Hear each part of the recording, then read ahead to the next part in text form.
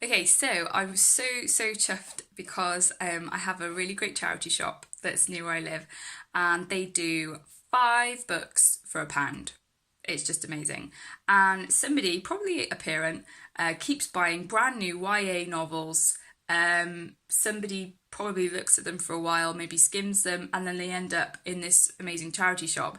So I managed to get 15 books for £3, £3 English, for my class library. And it made me stop and think about like why reading's so important for kids and why I want kids to read in my classroom and how I can make that easier for them.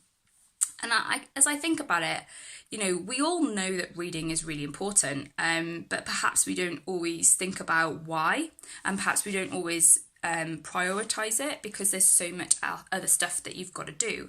And as a secondary teacher, everything is very geared towards assessing pupils, preparing them for various tasks, and there isn't an awful lot of wiggle room for reading for pleasure and reading a really wide range of texts and genres, particularly YA, young adult stuff.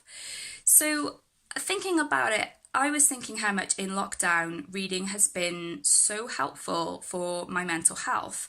And this is a key problem in schools today. We are thinking more and more about our students' mental health. They're stressed out with exams, they have a lot of revision.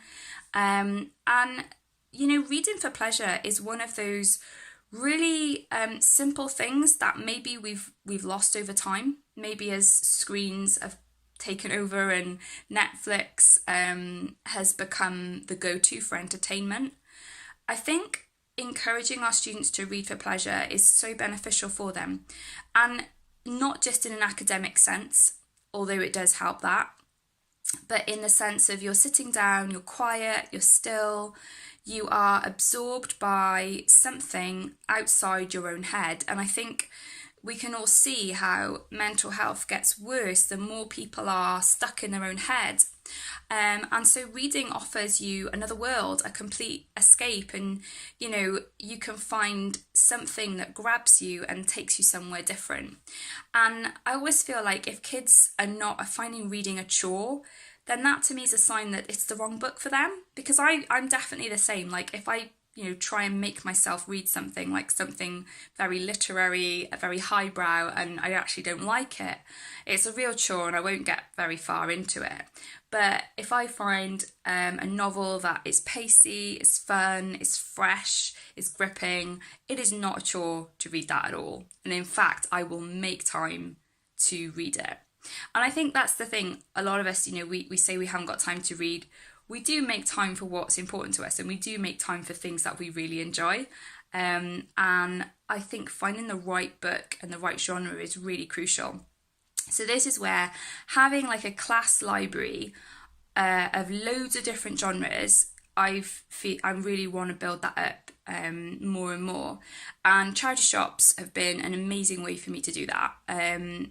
I think we're all in this situation, aren't we, where we don't have much money to spend as schools. Our resources are really thin on the ground. But if you can find a really well-stocked charity shop that does books for a reasonable price, then I think I'm viewing it as an investment, really, a long-term investment for my classroom. I'm really privileged to have my own classroom, and I didn't for a long time, and I'm sure other teachers will be in that situation as well. But the more I've thought about it, the more I feel like having shelves in your classroom where the books are open to be borrowed, to be browsed, to be read, is going to make books into a currency. And I just love it when a student maybe finishes a book, brings it in, and is willing to share that with somebody else. Maybe just one of their friends, maybe somebody they don't know that well. But I think that sense of books being something valuable that we can trade with each other. There are a lot of books that you read once and you're probably not going to read them again. And so I really want to create a reading culture where, we share our books and we bring them in and we say what we like about them, and we get a sense of contagious reading. That's really what I want to aim for. Last year we did a kind of bring your own book Friday where if I taught, say, year 7 on a Friday. They knew year 8 as well. They knew to bring a book, and the first 10 minutes of the lesson was just, you come in, you sit down and you read your book. And I obviously had my class library available, so if people didn't have a book or they'd forgotten, they could go and pick something. And it was quite funny to see kids just go and randomly pick a Shakespeare. They probably didn't really want to read it, but they forgot. So getting into that rhythm of personal reading being a thing that we do, that really worked, and it was an oasis of calm to start the lesson, and I really liked that.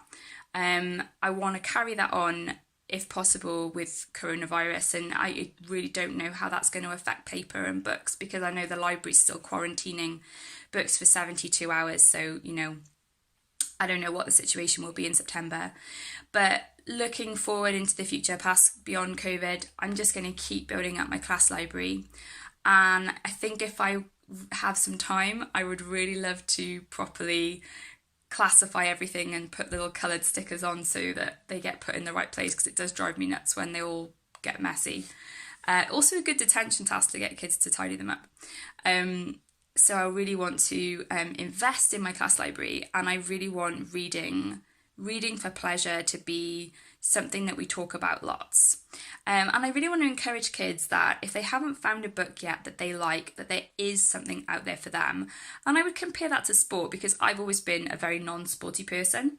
And I remember having conversations with people where they were like, so what sport do you like? And I was like, none. They would kind of give me this strange look like, you probably haven't tried enough sports, and that they were completely right. I'm actually now a bit of a runner, and I'm not a great runner, but I do run several times a week. Lockdown's probably made me the fittest I've ever been in my life. But the point is, rather than talking about my running, the point is that, if you find something that works for you, you realise it wasn't that you weren't cut out for it, it was just that you hadn't quite found your niche. And there are some great young adult novels to help kids as they come through the kind of middle grade novels, middle grade being kind of Harry Potter, Chronicles of Narnia, David Walliams, all those kind of books. As they come through those, they start to want something more, but adult novels are still too heavy for them and probably inappropriate in places. Then YA, young adult novels, there are just so many. There are contemporary ones set in, our world. There are fantasy ones, detective, horror, romance. There is YA for everyone, and I feel like YA is a really blossoming genre of books right now. And I'm just really lucky and thankful for the people who are reading YA and putting them in my local charity shop. Thank you, whoever you are. Long may it continue. And yeah, I really just want to get kids reading this year. I feel like reading is going to open up doors for kids, because the more you read, the more you understand language. And the more you understand language, the more you're empowered to write yourself and express yourself and articulate your own ideas. I also feel like reading unlocks imagination, and I feel like imagination and creativity are things that are very hard to quantify. And again, our exam system is not a system that easily encourages those things, mainly because they're very hard to grade. You can't, it's very hard to grade. I don't know how art teachers do it. How do you grade someone's creativity and their imagination in getting an idea and executing it? That's really difficult to do. But I feel like if we had a generation of readers, I feel like they would be more innovative. I feel like they would have more vocabulary at their disposal. They would understand things more readily because of that. They would feel more confident in expressing their own thoughts and their own writing. And they would generally be happier and better in themselves. So I feel like this needs to be a year of reading, and that's what I want to make this year about. Hit subscribe if you'd like to follow my vlog for more updates on teaching, reading and studying.